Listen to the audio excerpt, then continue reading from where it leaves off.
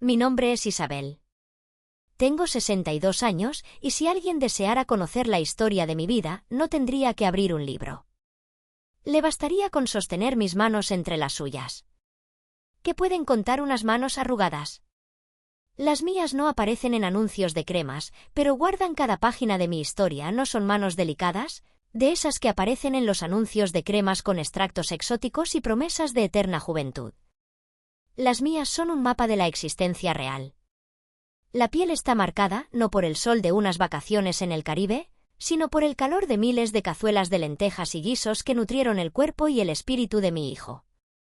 Las yemas de mis dedos poseen una firmeza particular, una coraza forjada tras 4 décadas de guiar hebras de hilo por el ojo diminuto de una aguja, cosiendo hasta el alba para asegurar que nunca le faltaran los libros para el colegio. Hay cicatrices diminutas, líneas de plata casi imperceptibles, testimonios de salpicaduras de aceite, de un descuido al planchar la camisa para una entrevista crucial. Son las manos de una madre, de una viuda, de una mujer que aprendió a expresarse en el lenguaje del amor a través del trabajo silencioso y constante. Durante 40 años, mi universo entero, cada pensamiento al alba y cada plegaria antes de dormir, orbitaba alrededor de un único sol, mi hijo, Adrián. Por él, me transformé en una economista doméstica, estirando cada peso hasta que casi se transparentaba, convirtiendo monedas en comidas que llenaban su plato, y yo esperaba, también su alma. Por él, me tragué mi orgullo como si fuera el pan de cada día, asintiendo en silencio a los profesores que insinuaban que un chico de nuestro barrio de Almagro no aspiraría a mucho, sonriendo a las madres de sus amigos que me observaban con una mezcla de compasión y distancia desde sus coches importados. Hice de mi existencia un sacrificio voluntario y discreto, y mi única recompensa era verlo crecer, verlo convertirse en el hombre que yo había soñado. Y por él, esa noche, en el altar de mi devoción, sentí como mi corazón no solo se partía, sino que se hacía añicos, convirtiéndose en un polvo amargo y desolador. Todo empezó con una llamada un miércoles por la tarde. El teléfono sonó, interrumpiendo el aroma familiar de la cazuela de lentejas que se cocinaba a fuego lento. Era su plato preferido desde que era un niño, el que siempre pedía cuando el estrés lo agobiaba. Teníamos nuestro ritual de los domingos, pero a veces, entre semana, yo se lo preparaba y se lo llevaba en un recipiente a su oficina, un pequeño pedazo de hogar en medio de su agitada vida. «Mamá, qué suerte que te encuentro», dijo. Su voz sonaba extraña, una mezcla de entusiasmo artificial y un nerviosismo que pugnaba por ocultar, como un niño a punto de confesar una travesura. «Hola, mi vida. Justo estaba pensando en vos. Estoy preparando tu cazuela. ¿Querés que te la lleve mañana?» Hubo una pausa al otro lado de la línea. Una pausa demasiado elocuente. No, mamá. De hecho, te llamaba por otra cosa. Necesito que vengas a cenar el domingo. A mi departamento. Es muy, muy importante. Claro, mi amor. ¿Sucede algo? ¿Estás bien? Sí, estoy perfecto. Es solo que voy a presentarle oficialmente a los padres de Clara. Estará su padre, el señor Serrano. Ya sabes, mi jefe. Y su esposa. Y su otro hijo, creo. Sentí un nudo helado formarse en mi estómago. Conocía a Clara, por supuesto. La había visto unas pocas veces. Una joven de una belleza refinada y una educación impecable, aunque siempre la percibí distante, como si me observara a través de un cristal, sonriendo cortésmente pero sin permitir que nada la rozara. Pero a su familia, a los poderosos Serrano, solo los conocía por las anécdotas que Adrián contaba con una mezcla de admiración y pavor.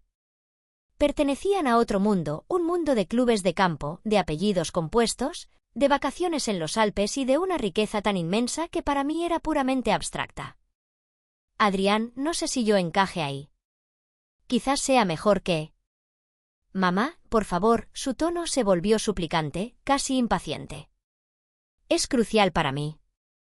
Quiero que me vean como un hombre de familia. Solo, por favor, intenta adaptarte, dale. Ponete ese vestido verde esmeralda que te regalé en tu cumpleaños. El que es de seda.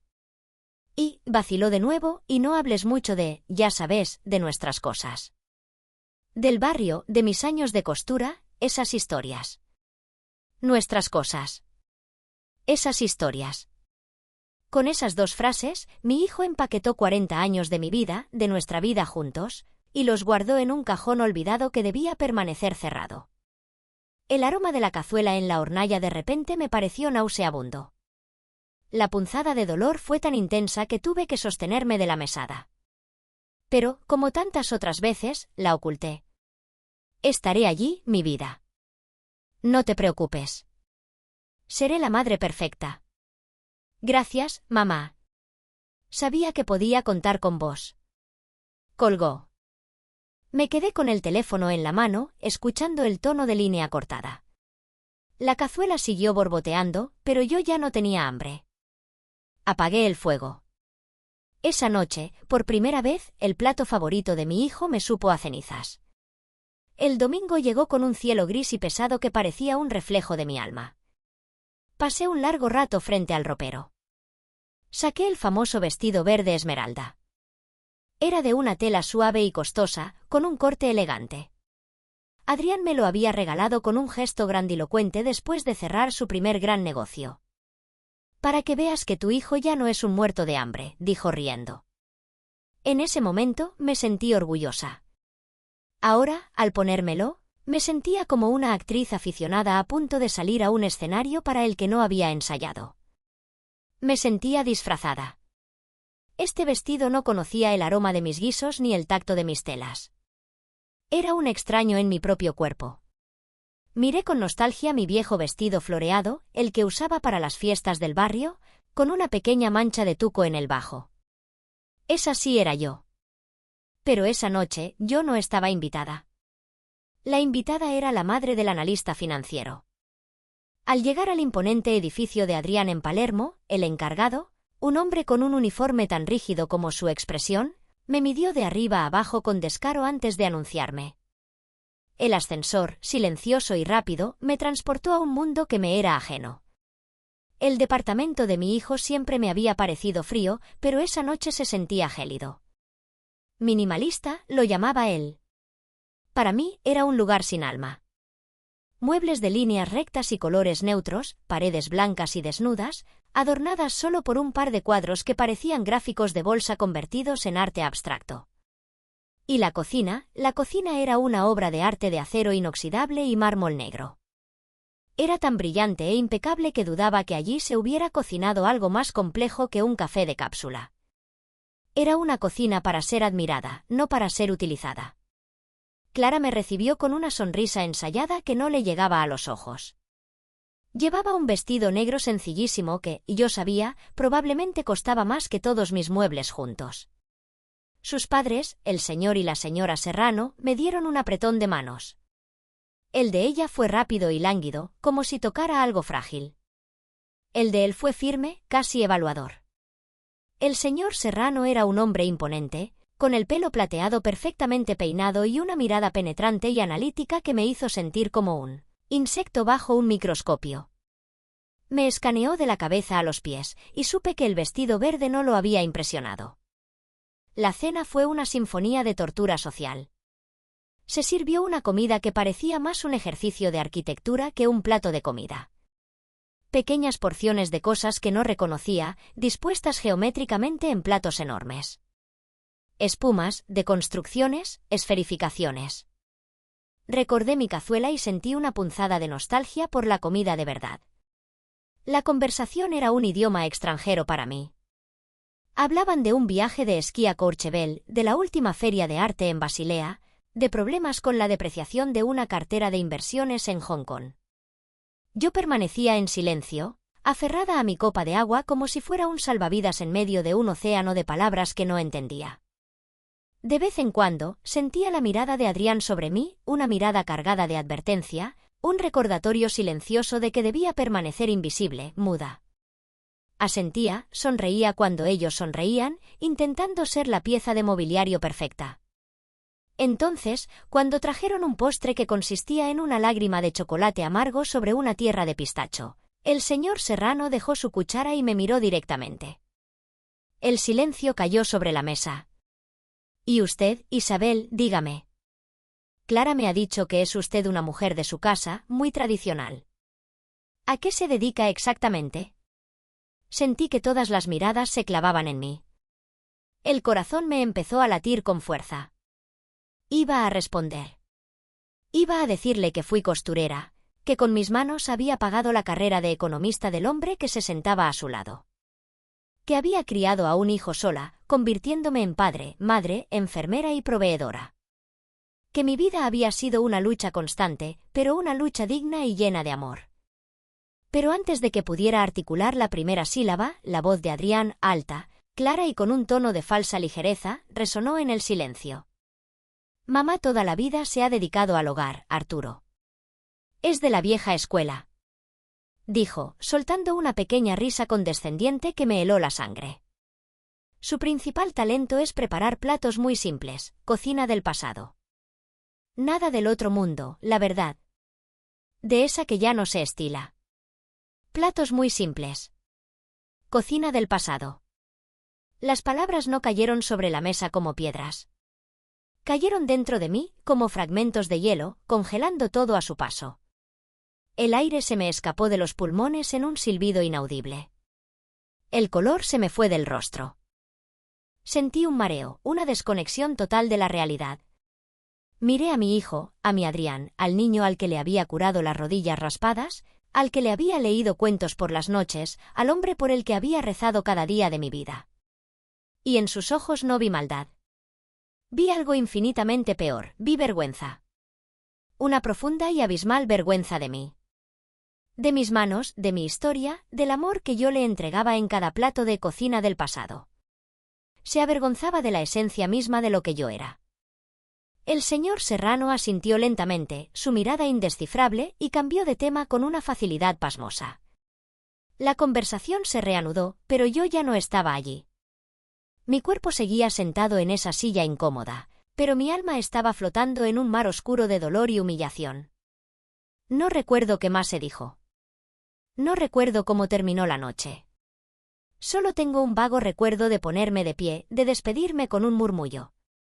Adrián me acompañó a la puerta. Me dio un beso rápido en la mejilla, un beso frío, de compromiso. Gracias por venir, mamá. Te portaste muy bien. Te llamo luego, me susurró al oído. No me ofreció dinero para un taxi. No preguntó cómo volvería a casa. Simplemente cerró la puerta de su mundo aséptico y me dejó fuera. Salí del lujoso edificio y empecé a caminar sin rumbo. Una llovizna fina y fría comenzó a caer, pero apenas la sentí. Las lágrimas que había contenido con todas mis fuerzas durante horas empezaron a rodar por mis mejillas, calientes al principio, luego frías, mezclándose con la lluvia. Caminé y caminé, pasando por delante de restaurantes caros y boutiques de lujo. Veía a la gente reír dentro, ajena a mi dolor. No era rabia lo que sentía. La rabia es un fuego que calienta. Esto era frío, una desolación que me calaba hasta los huesos. El hombre por el que había sacrificado todo me había editado, me había borrado, me había reducido a platos muy simples. Esa noche, en la soledad de mi pequeño departamento, rodeada de mis muebles viejos y mis fotografías amarillentas, algo dentro de mí se quebró de forma definitiva. Pero de esa fractura, de esa herida abierta, en lugar de más dolor, comenzó a brotar algo nuevo. Una idea. Una decisión tan clara y afilada como un trozo de cristal roto. No iba a enfrentarme a Adrián. No iba a llamarle para llorar o para reprocharle. ¿De qué servirían las palabras? Él ya había dejado muy claro lo poco que valían las mías. Iba a hacer algo diferente. Iba a demostrarle, y lo que era más importante, iba a demostrarme a mí misma, que esa cocina del pasado, esas cosas nuestras que él despreciaba con tanta vergüenza, eran en realidad mi mayor tesoro. Mi poder. Mi legado. Y que tenían un valor inmenso, un valor que él, en su nuevo mundo de cristal y acero, era completamente incapaz de ver. Esa noche, el dolor no me destruyó. Me dio un propósito. La mujer invisible iba a hacerse ver. A la mañana siguiente, el sol entró tímidamente por la ventana de mi habitación. Me levanté sintiéndome extrañamente hueca, pero también con una calma que no esperaba. La tristeza seguía ahí, pero ahora estaba acompañada por una llama pequeña y titilante de determinación. Fui directamente a la vieja cómoda de madera oscura que había sido de mi madre, y antes de mi abuela. Su olor a cedro y a tiempo era el olor de mi infancia. Abrí el cajón inferior y saqué un bulto envuelto en un paño de lino amarillento. Dentro estaba el único tesoro verdadero de mi familia. Era un cuaderno grueso, con la tapa de cuero gastado y las páginas de un color sepia. En la portada, con una caligrafía elegante y desvaída ponía «Recetario de la abuela Lucía». El alma de nuestra cocina. Lo abrí con la reverencia de quien toca una reliquia. El olor a papel viejo, a especias y a incontables recuerdos llenó mi pequeña cocina. Cada página estaba cubierta con la letra inclinada de mi abuela, y en los márgenes, con la letra más redonda de mi madre. Eran crónicas de nuestra familia contadas a través de la comida. Guiso de la tía Marta, para celebrar los bautizos y olvidar las penas, decía un encabezado. Leí la pequeña nota de mi abuela debajo, Marta lo sirvió en el bautizo de tu madre. Lloraba de alegría. Y también en el funeral del abuelo. Lloraba de tristeza. El mismo guiso para las dos caras de la vida.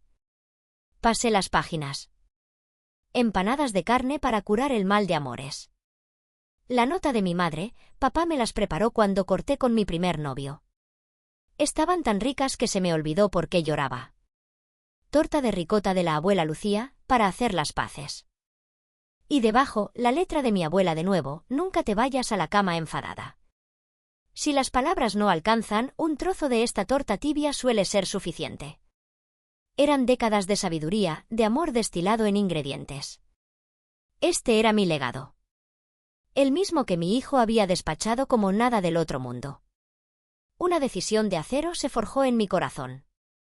Si mi hijo se avergonzaba de sus raíces, yo las iba a celebrar. Decidí empezar poco a poco. Elegí una receta casi olvidada de mi abuela, un chimichurri especial, muy diferente a los demás. Llevaba una mezcla de 8 hierbas frescas, ajos confitados lentamente en aceite, pimentón ahumado y un ingrediente final que solo mi madre y yo conocíamos, un toque de ralladura de naranja para equilibrar los sabores y darle una profundidad increíble.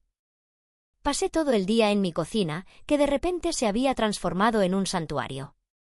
El sonido del cuchillo picando las hierbas, el mortero machacando los ajos, el aroma complejo que inundaba la casa, me sentía viva de nuevo. Preparé una docena de pequeños frascos de cristal.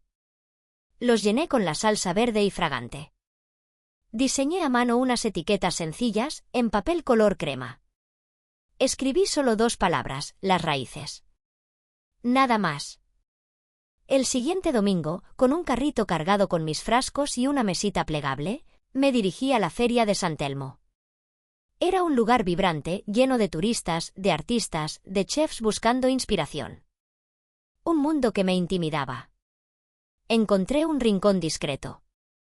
Monté mi pequeña mesa, coloqué mis frascos y puse un platito con trozos de pan para que la gente probara la salsa. Me sentía aterrorizada, expuesta. ¿Y si a nadie le interesaba? Durante la primera hora, fue una tortura. La gente pasaba, pero nadie se detenía. Ha sido una idea tonta, Isabel, me dije. Estaba a punto de irme cuando una joven de aspecto moderno, con el pelo teñido de azul, se detuvo. «¡Guau! ¿Qué es esto?», preguntó, señalando la salsa. Es un chimichurri artesanal. Una receta muy antigua. De mi abuela, dije con un hilo de voz. ¿Puedo probar? Asentí. Untó un trozo de pan y se lo llevó a la boca. Sus ojos se abrieron de par en par. «¡Zarpado!», exclamó. «Dios mío. Esto es increíble. Sabe a de verdad. Tiene capas. Es fresco, pero después picante, pero después ahumado. ¿Cuánto cuesta?». Le vendí el primer frasco. Luego, una pareja de turistas, atraídos por la exclamación de la chica, compraron 2. Más tarde, se detuvo un hombre alto, con filipina de chef. Probó la salsa con una concentración casi clínica. Luego me miró con un respeto que me desarmó. «Señora, esto es poesía». «¿Dónde aprendió a hacer esto?». Es un legado familiar, le respondí, encontrando mi voz. Compró 3 frascos. Al final del día, había vendido todo. Regresé a casa con el alma ligera. No era por el dinero, que era modesto. Era por las miradas de la gente. Por sus palabras. Delicioso, auténtico, me recuerda a la comida de mi abuela. Nadie me había llamado simple. Para ellos, lo que yo hacía era extraordinario. Decidí no decirle nada a Adrián. Nuestras conversaciones eran cortas. ¿Cómo estás, mamá? Bien, mi vida, aquí, entretenida con mis cosas. No te preocupes por la cena, Adrián. Todo está bien. No quería su lástima. Esto era mío. Mi renacimiento. Cada fin de semana volvía a la feria. La segunda semana llevé el doble de frascos y se agotaron. Empecé a llevar otras cosas del recetario. Una conserva de pimientos y berenjenas que era la favorita de mi difunto esposo, unas galletas de maicena y limón que se deshacían en la boca. Mi puesto se convirtió en un pequeño punto de peregrinación. La gente empezó a reconocerme. Como yo nunca decía mi nombre, me bautizaron. La dama de las conservas, la señora de los sabores. Pero el nombre que más pegó fue el que me puso un joven bloguero de comida. Escribió un artículo que se hizo viral. Me lo leyó la vendedora de flores de al lado, que se había hecho mi amiga. Decía, en un rincón de San Telmo hay un tesoro escondido. No sabemos su nombre, así que la llamaremos la Dama del Sabor. Su comida tiene el alma que la gastronomía moderna ha perdido. Probar sus creaciones es como recibir un abrazo. Es, sencillamente, un legado de sabor. La Dama del Sabor. Me gustó. Mi pequeña mesa se convirtió en una atracción. La gente hacía cola pacientemente. Esta conserva me recuerda a la que hacía mi mamá en Mendoza, me dijo un señor con lágrimas en los ojos. Me sentía útil, respetada, valorada. Mi vida, que durante meses se había sentido gris, se llenó de color y de conversaciones. Mientras tanto, la vida de Adrián parecía ir en la dirección opuesta. Podía notarlo en sus llamadas cada vez más tensas. Un día, se le escapó el motivo. Estoy harto, mamá. El portafolio CIMA es una pesadilla. Los inversores no aparecen. Dicen que es demasiado genérico, sin alma. Igual que mi departamento. El señor Serrano está que explota. ¿Qué demonios es el alma de un fondo de inversión, mamá? Son números y gráficos. Yo lo escuchaba en silencio. El alma. Qué curioso que usara esa palabra. A veces el alma está en las cosas simples, mi vida, le dije suavemente. Por favor, mamá, no empieces con tus proverbios. Esto es serio. Mi carrera está en juego. La ironía del destino decidió entonces tejer sus hilos de la manera más inesperada. Sucedió una tarde de miércoles. Adrián me llamó. Su voz era un cóctel de pánico y esperanza. Mamá, necesito un favor enorme. Gigantesco. El señor Serrano está complicado. Se le ha metido una idea en la cabeza. Está obsesionado con la comida, buscando cosas auténticas para sus eventos. Y hizo una pausa, no sé si escuchaste hablar de esto, es una pavada, pero todo el mundo en la oficina, hasta Clara, habla de una mujer, una tal la Dama del Sabor, que vende unas cosas increíbles en la feria de San Telmo. Sentí que el corazón se me detenía por un segundo. Tuve que sentarme. ¿Ah, sí? No me suena, mentí, tratando de que mi voz sonara neutral. Sí. Al parecer es un fenómeno. Y el señor Serrano me ha encargado a mí, personalmente, que la encuentre. Quiere que ella organice un catering para un evento con inversores europeos la próxima semana. Dice que si consigo impresionarlos con algo auténtico, podría reconsiderar mi posición. Mamá, es mi última oportunidad. ¿Vos que te moves más por esos barrios, has oído algo de ella? ¿Podrías preguntar por ahí, por favor? Tragué saliva, sintiendo una mezcla de vértigo y una oscura satisfacción. El universo tenía un retorcido y poético sentido del humor. Mi hijo, el que se había avergonzado de mi cocina del pasado, ahora cazaba desesperadamente a la mujer en la que yo me había convertido gracias a esa misma comida. No sé, Adrián. Es un mundo muy grande. Pero preguntaré, le dije, saboreando cada palabra. Colgué y me quedé mirando el viejo recetario sobre la mesa. Una sonrisa, la primera sonrisa genuina y pícara en mucho tiempo, se dibujó en mis labios. El destino estaba a punto de servirle a mi hijo una lección inolvidable. Y yo, su madre, la mujer de los platos simples, iba a ser la maestra de ceremonias. Los días que siguieron fueron un torbellino. Por un lado, mi pequeño negocio florecía. Las colas en mi puesto eran cada vez más largas. Tuve que pedirle a mi vecina, Sofía, que me ayudara los domingos. Mi amiga Carmen, la vendedora de flores, se había convertido en mi confidente. Así que el nene de mamá ahora te busca como si fueras la última Coca-Cola del desierto, me dijo un día. El mundo da muchas vueltas, Isabelita? Ni me digas, Carmen. Tengo el corazón partido, le respondí. Déjalo que sufra un poquito, sentenció ella. A veces una buena dosis de realidad es el mejor remedio para la pavada. Por otro lado, estaba la tragicómica situación de mi hijo. Cada llamada era un nuevo capítulo en su odisea por encontrarme. Mamá, esto es una locura, me dijo. Fui a la feria entre semana, pero me dicen que esa mujer solo aparece los domingos. Como un fantasma. La gente es muy protectora con ella. ¿Te lo podés creer? Yo, Adrián Castillo, haciendo cola durante 1 hora para comprar un chimichurri. Yo le daba respuestas evasivas. He oído que es una señora mayor, muy discreta, le decía, conteniendo la risa. Dicen que su comida es maravillosa, hijo. Que tiene el sabor de la verdad. La que sí apareció un domingo por mi puesto fue Clara. La reconocí al instante, aunque venía vestida de manera muy diferente, vaqueros, zapatillas y una camiseta blanca. Se puso en la cola pacientemente. Cuando llegó su turno, me miró fijamente. Vi sorpresa, duda y una chispa de reconocimiento. Buenas tardes. ¿Qué va a llevar, señorita?, le dije, como a una clienta más. Yo, he oído maravillas de su chimichurri, susurró. Le di un frasco. Mientras le envolvía el pedido, se inclinó un poco. Usted se me hace increíblemente familiar, dijo en voz baja. Le ofrecí una sonrisa amable pero impenetrable. Tengo una cara muy común, jovencita. Soy como todas las madres y todas las abuelas. Pagó y se fue, pero supe que la semilla de la verdad había sido plantada. Ella era más observadora que mi hijo.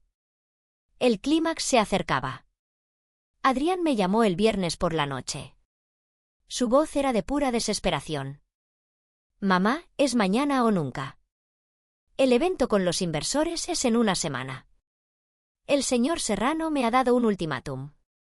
O le llevo a la dama del sabor mañana o me despide. Mañana iré a esa maldita feria desde que abran y no me moveré de allí. Es mi última carta, mamá. Deséame suerte. Suerte, mi vida, le dije, y nunca una palabra había tenido tantos significados. Colgué. La batalla final estaba programada. Y yo estaba lista. Ese domingo, la feria era un organismo vivo. Mi puesto estaba más concurrido que nunca. Me sentía como una capitana en el puente de su barco, en paz. Y entonces, lo vi. Estaba al otro lado de la plaza, una figura discordante con su traje de diseñador. Miraba a su alrededor con impaciencia. Su mirada se cruzó con la mía, pero no hubo reconocimiento. Para él, yo era solo parte del decorado. Lo vi acercarse a un puesto, y el vendedor señaló directamente hacia mi puesto. Vi a Adrián girarse. Vi cómo su mirada recorría la larga cola. Y entonces, sus ojos viajaron al frente de la cola y se posaron en mí. De verdad, en mí. No en la figura anónima detrás del mostrador, sino en su madre. Su rostro fue un teatro de emociones en cámara lenta. Primero, confusión. Luego, incredulidad. Y finalmente, como un tsunami, la comprensión. Total, absoluta y devastadora. El color abandonó su rostro. Sus hombros se hundieron. Se quedó paralizado. Yo era la dama del sabor. Su madre. La mujer de la cocina del pasado era el fenómeno que él buscaba para salvar su carrera. Sostuve su mirada. No sonreí. Simplemente dejé que la realidad lo golpeara. Como si no fuera suficiente, en ese instante, vi a dos personas más, el señor Serrano y a su lado, Clara. Así que aquí estaba. La leyenda en persona, bramó el señor Serrano, dirigiéndose a mí. No sabe lo que me costó convencer a mi hija de que me trajera. Se acercó a mi puesto, ignorando a un Adrián petrificado. Tomó un trozo de pan y lo hundió en el cuenco de chimichurri. Masticó lentamente. Increíble, exclamó. Esto es auténtico. Esto tiene alma. Sabe a verdad. Señora, es usted una genio. Olvídese del catering. Quiero hablar de negocios serios. Le ofrezco un contrato para ser la proveedora exclusiva de una nueva línea gourmet que quiero lanzar. Pondremos su nombre, su rostro, en letras de oro. Dígame su precio. Lo que sea. Fue entonces cuando Adrián pareció despertar. Dio un paso vacilante. Señor. Arturo. Mamá. Yo puedo explicar. Levanté una mano, pidiéndole silencio. Y mi hijo, por primera vez en muchos años, obedeció. Se cayó, su rostro una máscara de miseria.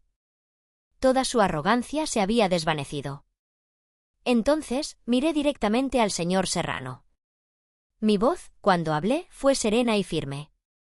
Le agradezco mucho su oferta, señor. Es un gran honor. Pero mi negocio ya tiene un nombre y no está en venta. Ah, sí, preguntó él, intrigado. ¿Y cuál es? Hice una pausa. Y entonces, giré mi cabeza lentamente y miré a mi hijo, directamente a los ojos. Cada una de mis siguientes palabras fue una flecha. Se llama Las Raíces. Porque está construido sobre lo único que de verdad importa, lo que se transmite de generación en generación y que nunca, bajo ninguna circunstancia, debe despreciarse, nuestros orígenes. Es el legado de mi abuela y de mi madre. Un legado de amor y trabajo duro. Un legado que algunos, lamentablemente, olvidan cuando creen que han llegado muy alto. El mensaje fue tan claro como un cuchillo. Vi la comprensión en el rostro del señor Serrano. Me miró a mí, luego a Adrián, y una lenta sonrisa de entendimiento apareció en su rostro. Clara, a su lado, cerró los ojos por un instante. La humillación ya no era mía. En esa feria llena de vida, la vergüenza había cambiado de dueño. Se había posado sobre los hombros de mi hijo, pesada e ineludible. Yo, Isabel, la madre de los platos simples, había reclamado mi historia, mi dignidad y mi nombre. Y lo había hecho sin levantar la voz, usando solo la fuerza aplastante de mi verdad. La tarde cayó lentamente sobre la ciudad. Estaba sentada en mi viejo sillón, agotada emocionalmente. La adrenalina se había disipado, dejándome en una calma vacía. ¿Y ahora qué? Entonces, sonó el timbre. Un sonido tímido. Sabía quién era. Una parte de mí no quería abrir, pero la madre que siempre seré sabía que tenía que hacerlo. Abrí. Adrián estaba allí, de pie en el umbral. Su caro traje estaba arrugado. Pero lo que más me impactó fue su rostro. Tenía los ojos rojos e hinchados, con una expresión de absoluta vulnerabilidad que no le veía desde que era un niño. No dijo nada. Simplemente me miró. Y entonces, dos lágrimas gruesas rodaron por sus mejillas. Hizo algo que me dejó sin aliento. Se arrodilló. Allí mismo, en el felpudo gastado, mi hijo se arrodilló, me abrazó las piernas y rompió a llorar, con gemidos desgarradores que venían del fondo de su alma. Perdóname, mamá. Por favor, perdóname. Lo dejé llorar. Apoyé una mano en su cabeza. En mi corazón no había rabia. Solo una profunda tristeza por el camino tan doloroso que había tenido que recorrer. Después de una eternidad, lo ayudé a levantarse. Lo guié hasta el sofá. Se sentó, encorvado. Soy un idiota, murmuró. Un idiota arrogante, un ciego. Me senté frente a él. ¿Por qué, Adrián?, le pregunté suavemente. ¿Por qué tanta vergüenza de lo que somos?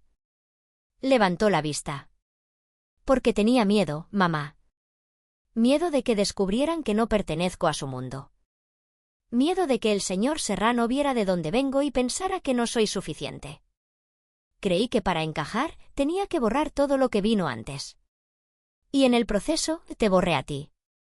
Y eso es imperdonable.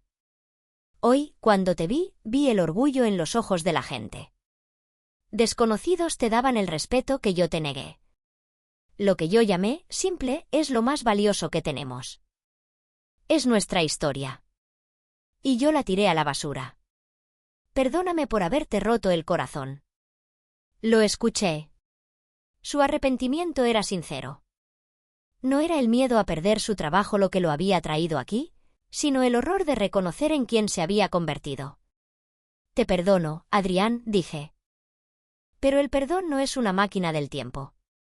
Yo he cambiado. Lo sé, mamá. Y me alegro, dijo, mirándome con una nueva admiración. Sos increíble. Construí esto a partir del dolor que me causaste, le interrumpí, como una verdad fundamental. El cemento de mi negocio fue la humillación de aquella noche. Y ahora, esta soy yo. La dama del sabor o Isabel. Pero no voy a volver a ser la sombra que se esconde cuando te avergüenzas. Asintió, aceptando cada palabra. Lo entiendo. ¿Qué va a pasar ahora? Eso depende de lo que realmente hayas aprendido hoy, le dije. No con palabras. Con hechos. Los meses siguientes fueron una lenta reconstrucción. Clara rompió su compromiso. No puedo casarme con un hombre que no sabe quién es, Isabel, me dijo un día, pero se convirtió en una amiga inesperada. El señor Serrano, en un giro sorprendente, se presentó en mi casa una semana después. Señora Isabel, me dijo con un respeto absoluto, mi oferta sigue en pie. No para una línea gourmet. Para algo mejor. Quiero ser su socio inversor. Abramos un local. Puse mis condiciones, y él aceptó. ¿Y Adrián? Adrián renunció a su puesto. Empezó a venir a mi casa los domingos, no para que yo le cocinara, sino para cocinar conmigo. Me hacía preguntas sobre la abuela, sobre las historias del recetario. Estaba, pieza por pieza, reconstruyendo su identidad. Un día, vino con unos planos. Sé que no lo merezco, dijo, pero me gustaría, como arquitecto, diseñar tu café. Sería mi primera obra como Adrián Castillo, el hijo de Isabel. 6 meses después, en una calle arbolada de Palermo, tuvo lugar la inauguración. En la fachada, un letrero de madera decía, Las raíces de Isabel. El lugar estaba lleno. El aire olía a mis guisos y a una felicidad tangible. Yo estaba en el corazón de mi cocina de ensueño. En un momento, salí para ver el salón. Y lo vi. En un rincón, estaba Adrián. Llevaba un delantal, igual que el mío. Estaba enseñándole a un mozo nuevo cómo servir el agua de horchata. Lo hacía con una sonrisa humilde y una paciencia que nunca le había conocido. Nuestras miradas se cruzaron. Me sonrió. Una sonrisa limpia, llena de un amor y un respeto que yo creía perdidos para siempre. Le devolví la sonrisa y sentí una paz inmensa. Mi hijo había vuelto a casa. No a mi departamento, sino a su verdadero hogar, a sus raíces. Había aprendido la lección. Y yo, en el doloroso proceso de enseñársela, había encontrado mi propia voz, mi propia fuerza. Mis manos, esas manos curtidas, habían reconstruido un alma, la suya. Y habían liberado la mía. Y esa, me di cuenta, era la herencia más valiosa.